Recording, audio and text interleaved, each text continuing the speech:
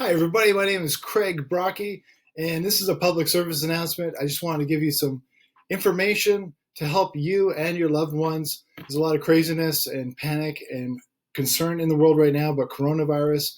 And of course, staying safe and healthy is important. Bolstering your immune system and avoiding contracting a disease is important. But I want to talk about the financial effects of the coronavirus and how that is going to impact everybody and how to be ready for that. First of all, I don't claim to be 100% right about everything. I've been wrong in the past, so take that into consideration. However, I was correct in calling the 2008 financial collapse before it happened. In fact, this video here that I released on October 1st, 2007 was the exact month that the stock market peaked.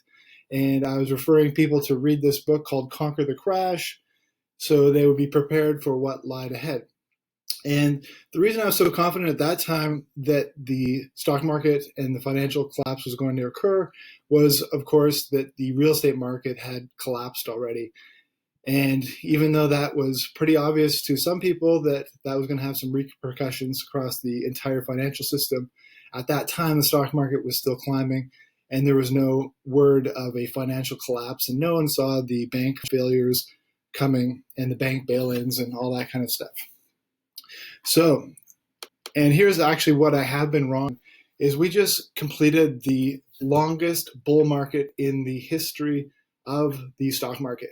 So what I made wrong in the past was expecting this to end before it actually did. So that was my bad. However, now that we've had this coronavirus hit and the economic impacts of that, this is kind of like very similar in economic effect, actually probably more so than the housing collapse, where we've had all kinds of businesses having to shutter their businesses, people out of work, and yes, there's a stimulus package coming to the tune of, I believe, $6 trillion in the U.S. alone. However, that's barely moved the U.S. dollar in terms of its value. That kind of money printing should devalue the U.S. dollar, and we're not seeing that at all. In fact, I believe what the Federal Reserve and the government is facing right now is a deflationary move.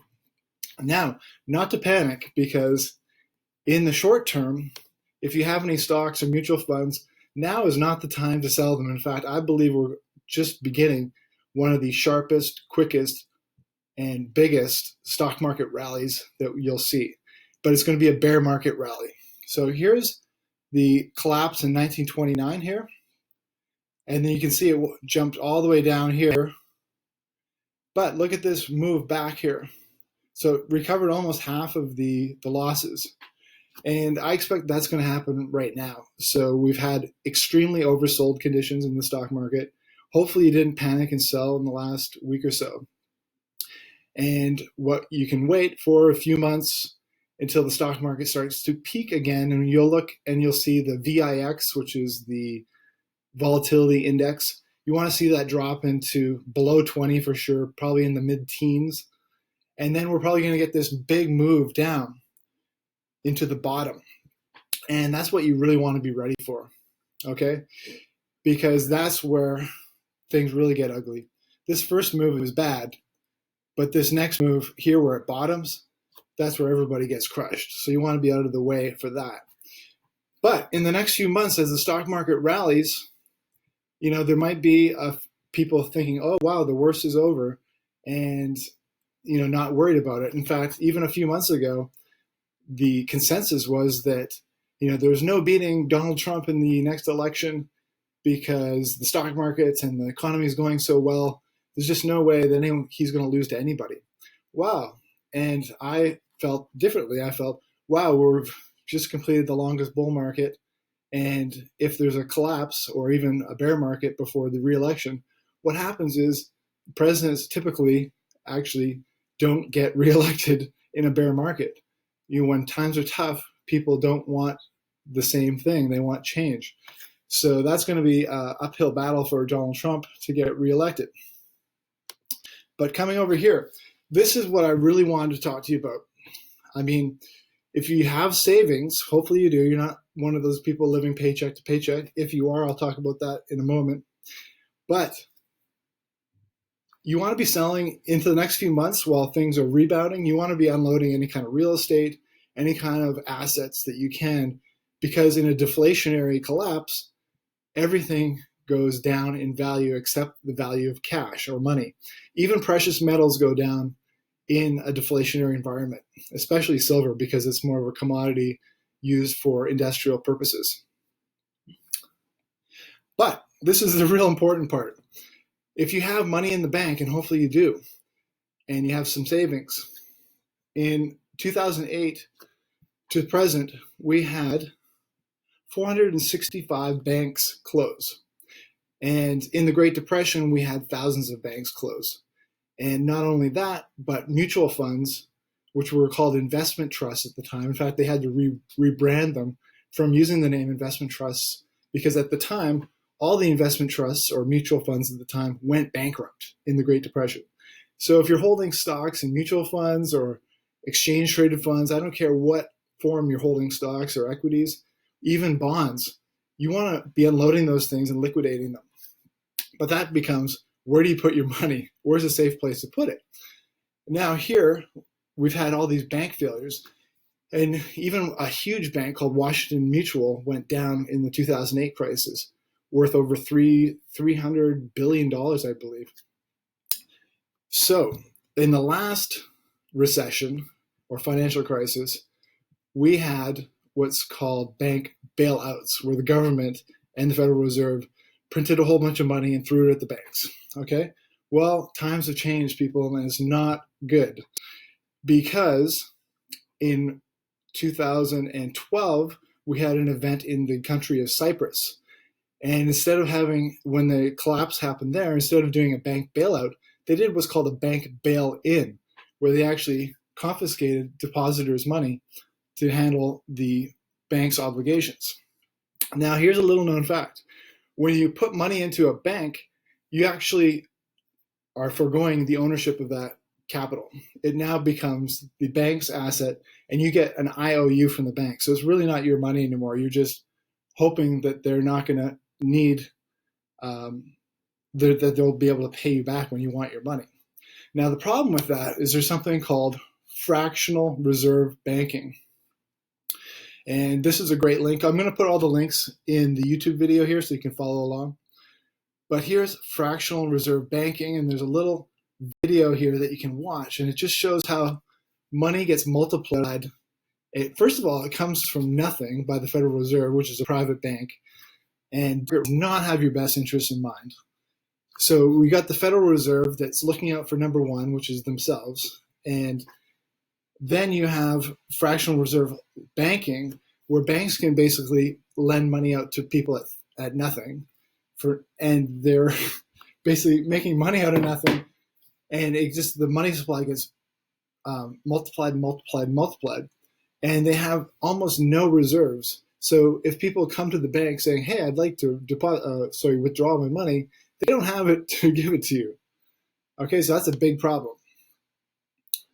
Now, what's worse is that this bank bail-ins thing that happened in Cyprus has now been legislated into most countries around the world, including the United States, Canada, most of Europe.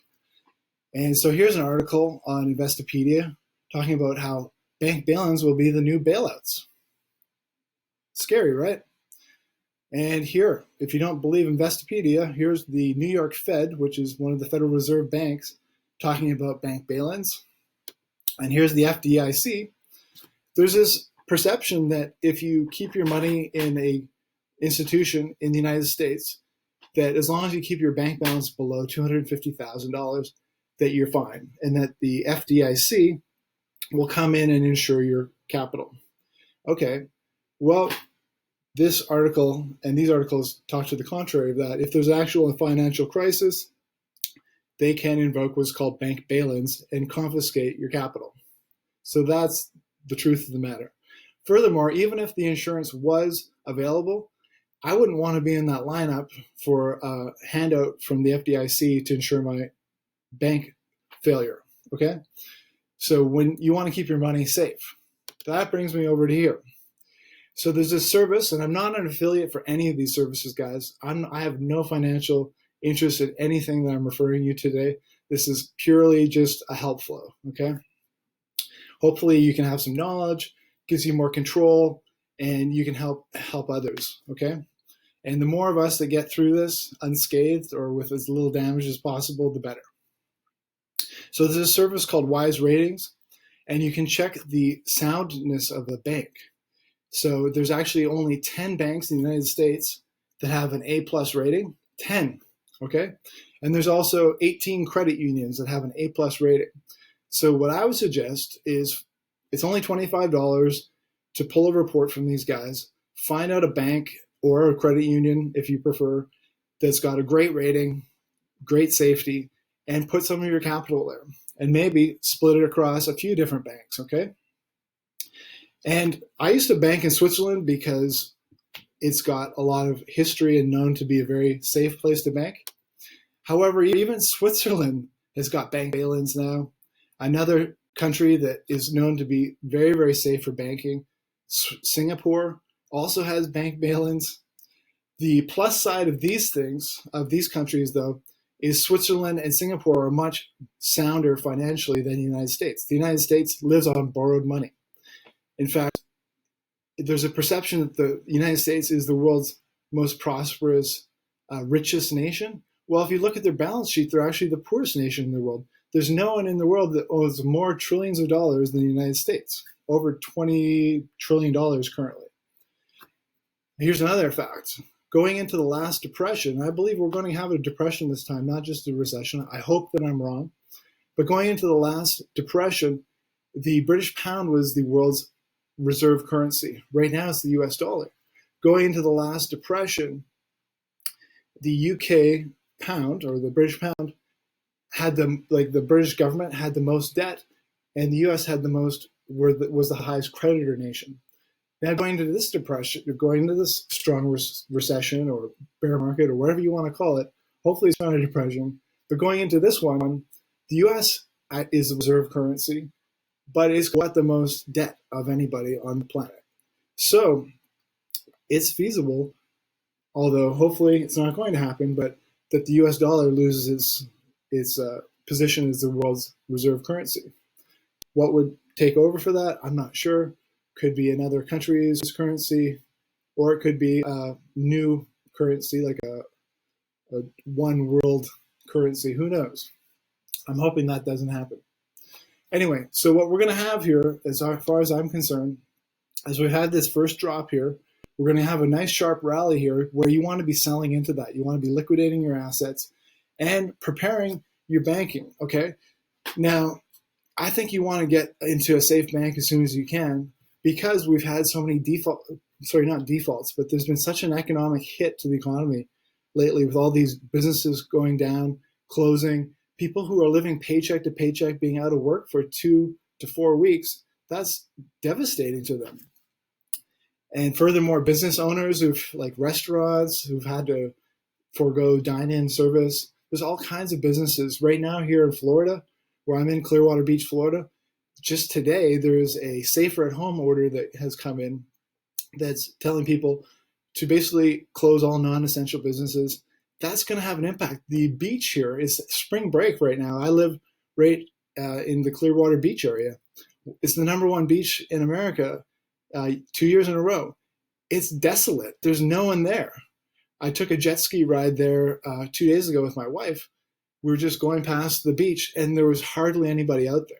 In fact, the people that were there were just boaters that had pulled up and were just standing on the beach, and they were usually waiting in the water because they didn't want to break the law and be on the beach. But usually there's just thousands and thousands, and the hotels are full.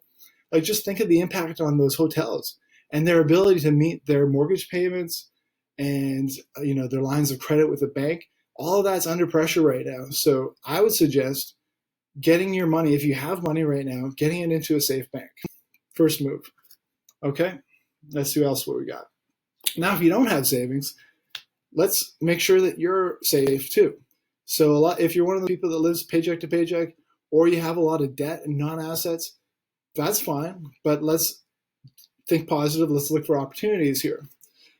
So what you want to do, in my opinion, is add a lot of value. And I'm not an affiliate for any of these services, is add a lot of value to your company instead of going into work or seeing the problems, look for the opportunities, see how you can add value to the business that you're working with. And one of those ways is helping a business get more online reviews. Now, a lot of people, when they're looking for a service, they'll go to Google, Yelp, and they'll look to see which business has a lot of reviews. Well, if you can help your business legitimately provide a high level of service to your customers, get online reviews, that's going to help your business. That's one thing. Or just whatever job that you're doing, look at how you can do it better, how you can add more value. Have a team meeting. Provide some positive leadership right now for your group, saying, hey guys, this is going to be a tough time. Let's rise above this. Let's see how we can do better than everybody else in our industry. And that starts with me. How can I add more value to this company? And if you want some inspiration, this is a guy I love, Grant Cardone. And there's lots of positive people out there. Grant's one of these guys who just says 10x things. Whatever you're doing right now, how can you 10x it? And I stand behind him. I think he's a great person to look up to. And he's got all kinds of free training online, lots of great videos. I mean, there's lots of positive people. So whoever indicates to you as someone who's a positive person, who's going to not be fear-mongering, I'd say turn off the news, unplug from the mainstream media. Those people do not have your best interest at heart. And look for people that you do believe in, people that are going to provide positive leadership. And I hope this video has helped you in some way. It's not intended to scare you, it's to prepare you and to give you hope. And if you have any questions, just drop them in the comment box here on YouTube, and I will get to them. And that's it. So all the best to you. Let's make lemonade out of lemons here. And I hope that you and your family and your loved ones are safe and protected and prosper throughout this next few years. Okay? Take care.